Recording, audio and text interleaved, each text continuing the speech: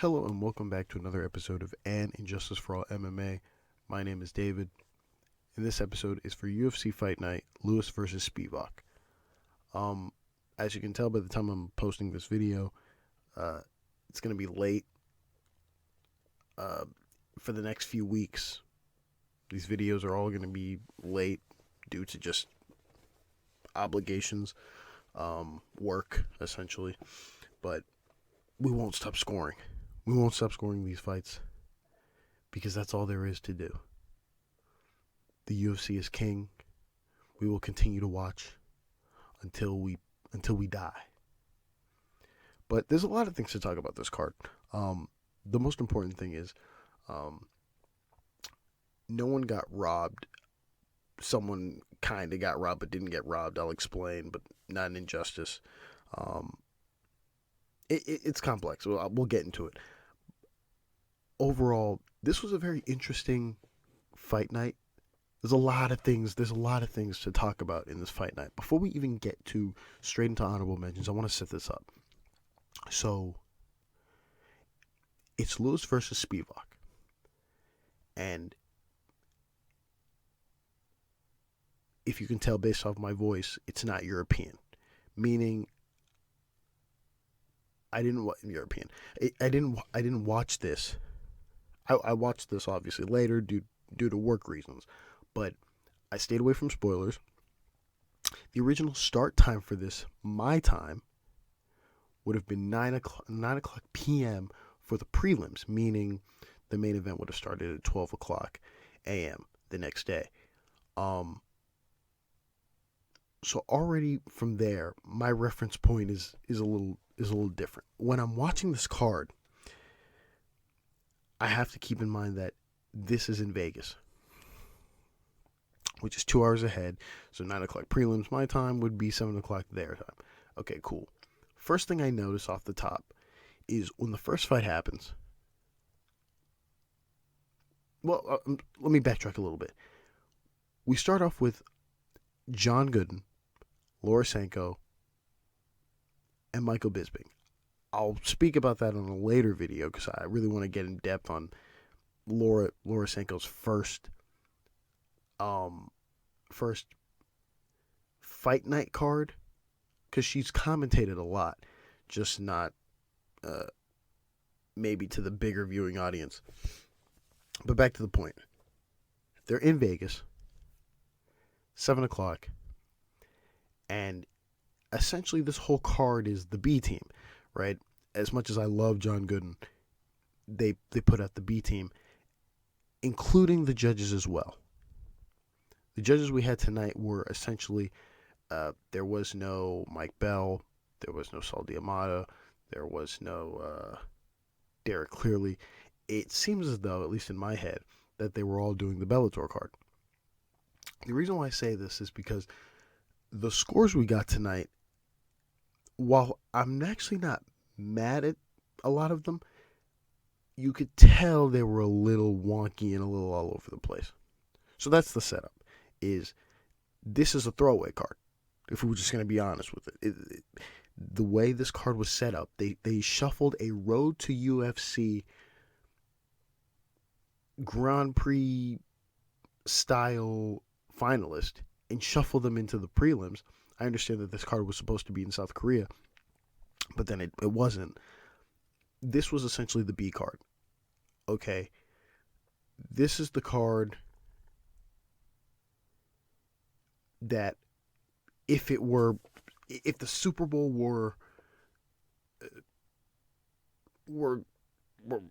was on a Sunday, this would be the card that would be on a Saturday. Obviously, it's not on. I'm rambling. I'm trying to get to the point. The point is this: is that this was the B card. This card kind of doesn't matter in the scale of things, but we have to go through it. We're going to start with our first honorable mention. Choi versus Park. Now, because a lot of these names are used multiple times with Road to UFC, I'm going to say their full names. Sunguk Choi versus Hyung Sung Park. This fight ended in a submission for Park in the third round. and I gave the first 2 rounds to Park. The description of this fight. In the first round, Park outstrung Choi mostly by leg kicks. It was mostly by leg kicks on the feet. There was a part in this round where Choi, it was really quick, but I caught it. I feel as though I caught it. It looked like he dropped him, but it wasn't really a drop. He kind of just like punched him, but he like pushed him at the same time. So there was that. But in essence, Park outstruck Choi. In the second round, Park also outstruck Choi. Choi had like a delayed drop. It was a weird thing. Choi punched Park, and then Park kind of stepped back, and then kind of fell backwards. So I don't know if that counts as a drop. I don't know. I'm a little mixy there. I didn't count it as a drop, but it was weird. This round really frustrated me. A quick detour. This round really frustrated me because I know when a lot of people are watching this to score, they turn off the commentary. I leave the commentary on for 2 reasons. One, there's sometimes things the commentary mentions that maybe you didn't see. And then sometimes, okay, I like listening to the commentary. And also, this was Laura Sanko's first commentary thing, so you just want to hear it because I have a full analysis of it later. This round, in particular, is disgusting because Michael Bisping loses his mind in this round. He either mixes up the fighters or he just doesn't know what he's watching. The entire time in the second round, Park is outstriking Choi. I mean, he's beating him. He's beating him. On any objectable scale, he's beating him. And for some reason, the entire time he is saying, Park isn't doing anything. He's waiting around. And Choi is winning the fight. Based off of the fact that Choi is pressuring Park, but is not landing anything. Now, if I were to be real objective about it, maybe he just mixed up the fighters, which is fine. It's whatever. But this is multiple. I mean, this is like a common thing. I don't think he was watching this fight, paying attention to this fight in any capacity. He was waffling on and on and on and on. And throughout this entire fight card, it's just a classic Bisping masterclass of just talking and saying things. There's many fights where he's just like, oh, this man is winning. Oh, this is razor close. When, in fact, someone is getting outstruck here. But that's beyond the point. That's what happened in the second round. We go to the judges' scorecards. Eric Colon gives the first round to Choi, and he gives the second round to Park. Honorable mention there. The only way you could think that is if he counted the drop, but even in that case, let's say he counts the drop in that setting. The weird push down drop that happened. Choi still gets outstruck.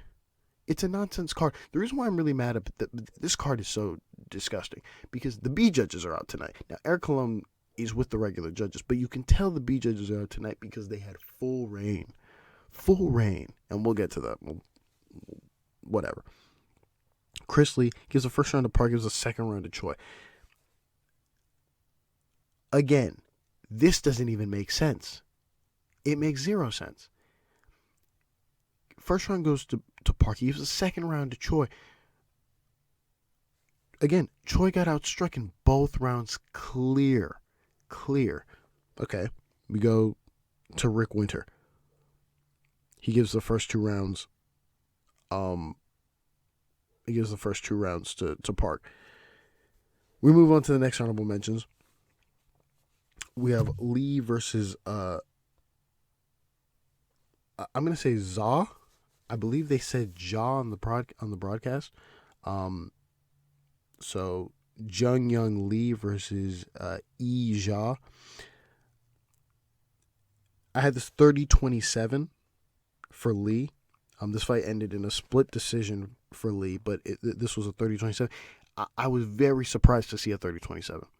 I was very surprised. This shouldn't have been a 30-27. This was the classic This fight was the classic, I'm going to wrestle you, but not land any strikes whatsoever, and the person who is getting wrestled is going to outstrike you on the feet and will punch while he's on bottom. We've seen this fight over and over. It gets annoying. We've seen it. It's annoying. It's really annoying. It's annoying from a scoring perspective because in your head, we all know. We watch this every week and we know who, if it's done correctly, who's supposed to win and who's gonna win. And in the end, we continue to get these weird split Ds where maybe there's some sort of philosophical difference, but there's not. And I'll get to that in a second. Okay.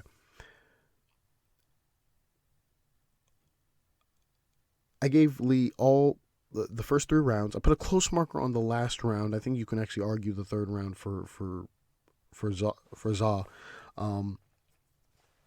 You go to the description.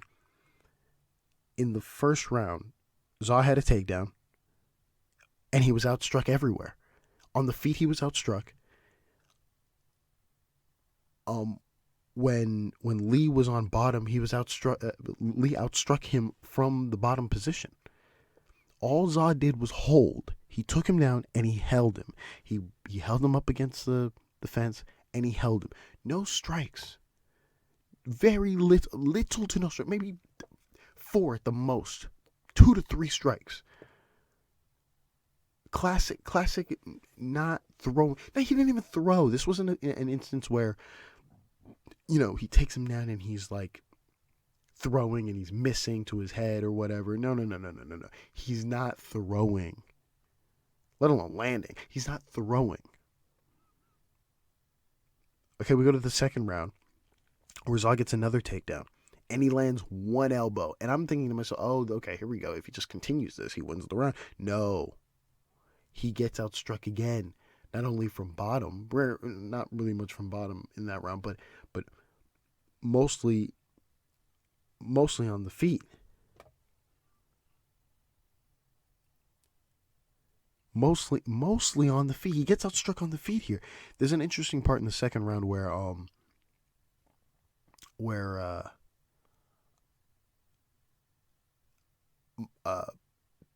Mark Smith, I believe there was a foul here, and Mark Smith picks him up. Oh, I remember now. Lee hits him while he's a grounded opponent, right, with an up kick, and Mark Smith separates them and then doesn't give the position back to Zha. Now, this is actually a pivotal moment here because at this point of the round, it's actually kind of close. Like you can't fully say who's winning and who's not winning because in that position there, Zha was in Lee's guard and was ready to, in my opinion, was ready to do some work. And if he did some substantial work there, this fight might come down differently. The scorecards might come down differently. Instead, Mark Smith doesn't give back position, and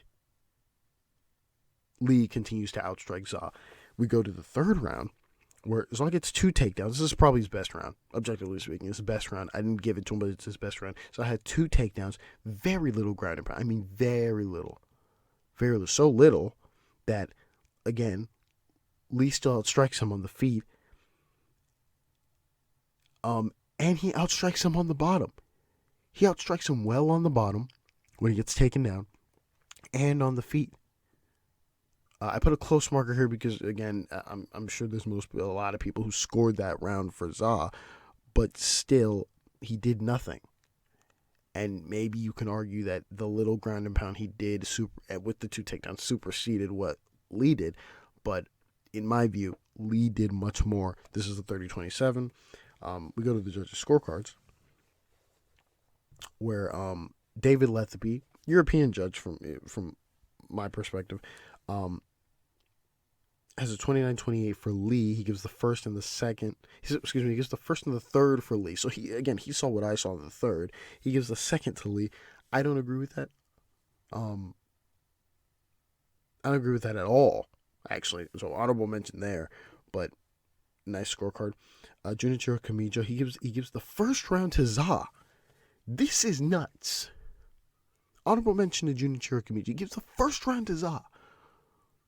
Zha essentially pulls a Menefield, where, if you remember, Menefield versus William Knight, where Menefield just decides, we're not throwing, right? That's whatever. And decides to just clinch up, except he didn't take him down. He actually didn't take down Knight, if I remember correctly. Junichiro gives Zha the first round. Honorable mention, nonsense. It's a shit scorecard. And then he gives the last 2 rounds to Lee. So, I'm confused here. In the first round, Zha does nothing from a damage perspective, from a strike perspective. I hate when they say damage. It's getting annoying, actually. And in the third round, he does much more work than he did in the first 2 rounds. And Junichiro still gives it to Lee. Okay. The logic isn't making sense here. And then you have Jacob Montalvo, who gives all 3 rounds to Zha. This is the worst scorecard of the night. It's bad. Honorable mention all the way through. It's bad. It's absolutely atrocious. You go to the next honorable mention, and it's Choi versus Nelson. If we're just going to be honest here, this is probably I'm not officially marking it as an injustice, but this is an injustice on many levels. On many levels, from a scorecard perspective and from the point deduction. This fight ended in a majority decision. Okay, I had this 29-27, the point deduction in the third, making it a 9-9 in the third, to 29-27 to Choi. And the point deduction was from a headbutt that if done 50, if you put 70 other refs in there, I don't think they point Choi.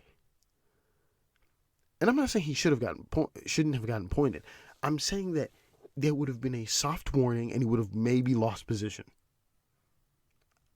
What the fuck? Anyways, that's not...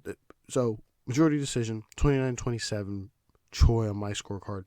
Tyone single-handedly interjected himself in here and changed everything. I mean, at this rate, I'd rather Montalvo ref that fight than score this fight, score the other fight. But instead, whatever. It is what it is. You go to the scorecards. Adelaide Bird with arguably the best scorecard of the night. She has a 29-27. Her scorecard reflects mine. Eric Colon has a 28-28. And Chris Lee also has a 28-28. Both of them giving a 9-9 in the third round, and then giving Nelson the second round. I'm going to read the description. I should have read it first. Nelson had a takedown. In that first round, he had a takedown, but was outstruck by Choi. With mostly some light ground and pound. So there's that. You go to the second round. This round was a little close. I don't believe I should have put a close marker on this. I don't think it was close. I'll explain in a second, but it was close on strikes. I give the edge to Choi. He had the more damaging strikes. He definitely had the much more heavier strikes in this round. Very close on strikes, so essentially almost even, really. And maybe Nelson could have been up a strike or two, but it's obvious that Choi inflicted a lot more damage on him. You go to the third round. Nelson had 2 takedowns. Did nothing with the takedowns.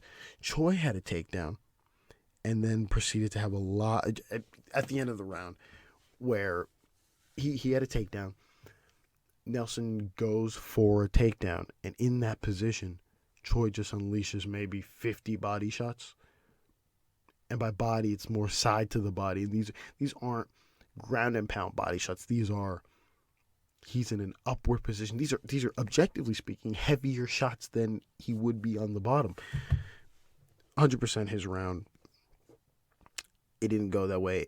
It was a majority decision. In my head, I was hoping that somebody hit a 30-27. It was just one person, and two other people had it at a time.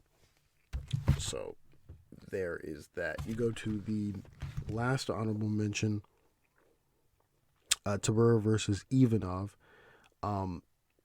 This fight irked me as well. I had this 30-27 for Tybura, all 3 rounds, 10-9 for Tybura. You go to the description. Tybura outstruck Ivanov in the first round. A lot of missed shots by Ivanov, and this is the theme. This is what really I feel as though, I don't want to put this on the judges, but reflected in their scorecards, especially in the second round. A lot of missed shots. Okay, I'm sure Ivanov had more strike attempts than Tybura, but I know he didn't outstrike him. That's for sure. That is for sure. A lot of missed shots. A lot of shots that just hit Tybura's shoulder, hit Tybura's arms, that just whiffed by him. A lot of whiffs, a lot of misses in that first round especially.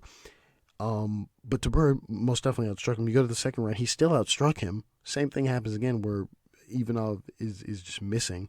And then you go to the third round where Tybura just dominated this round. He had a takedown, and he proceeded to have a ground and pound for essentially the entire round. No reason to even give a possible 10-8. It's not a 10-8 or a possible 10-8 at all. You go to the judges' scorecards, where Ben Cartledge, he gives the first round to Tybura, and then he gives the third round to Tybura. He gives the second round to Ivanov. Honorable mention there. The first round and the second round are essentially the same round, except Ivanov is just throwing more. That's the only difference. And he's missing a lot more, and he still doesn't outstrike him. So honorable mention there for Ben Cartledge and Letheby. Both of their scorecards reflect each other. And the Junior Camacho has the right scorecard, which is 30-27. On his scorecard, and that's all we got. This fight card was just, it was weird. It really put me in a dampened mood. It put me in one of the weirdest moods ever. I was really hyped for the road to UFC thing up until Bisping is just talking his head off and saying nothing, all while I'm thinking, yo, these kids are about to get rocked. And I'm not saying that the commentary is in correlation with the judges. I don't think that at all. I'm just saying it's hard. It's, in your head, you're just seeing one thing. You're going, this guy, you're seeing Lee's winning. Lee's winning this fight. He's won this fight. And you're seeing Bisping just do this is close. Oh, he's not doing it. And you're just like, what the fuck is going on? This is nonsense. This needs to be put in the bin. This fight card will be put in the bin. But that's all I got. Thank you for listening. Hopefully these come out sooner. I don't know what I'm going to do for next week's card, or for this week's card, excuse me, because maybe I come back from work, score half of it, and then put it out. I mean, oh, Jesus Christ. I'm not going to sleep. But anyways, thank you for listening, and God bless.